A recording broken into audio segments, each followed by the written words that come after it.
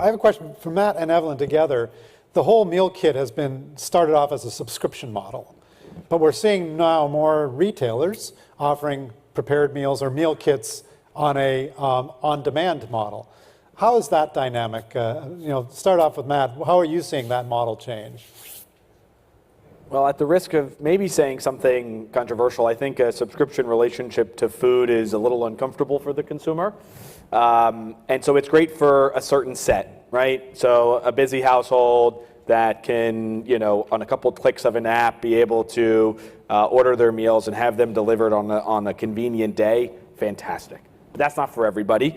And so we're seeing in the early days of our retail business that it's actually a new to category consumer who has that traditional consumption model, which is go to the store, kind of select what you want from that. But they still want the same benefits of the kit. They're just not accessing it through our tech solution. So I actually think it's quite a different consumer. It's a bit more of a traditional consumer. We're finding our way in that brick and mortar world, which is new to us.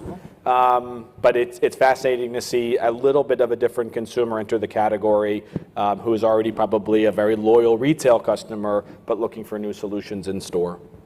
And Evelyn, from your perspective at the store level in meal kits, is there sort of certain meal kits that sell every week, or do you rotate it? And how do you deal with the people that are looking for stability, i.e. subscription versus just impulse? Yeah, I think for us, it's a little bit more difficult to rotate as quickly as the HelloFresh would.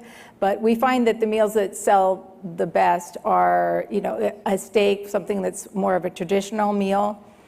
We like to expand off and do some different flavor concepts, but you really need to get the customer trial. So for us, we have demonstrations in store so that they can say, oh, I can taste it, I know what it's like, rather than just looking at the picture on the box and hoping that it tastes as good as it looks. So that really helps for the sales on those. So do you have sort of a almost finished version and a finished version of a meal? We don't, we have the traditional meal kits. Yeah. But as far as I was talking about the demonstration, is that we have somebody come in and then they cook the meal kit and then it's there and it's hot. So they can taste it. They can taste it and then they can buy it. And yeah, that usually lifts up the sales of that particular item. Yeah.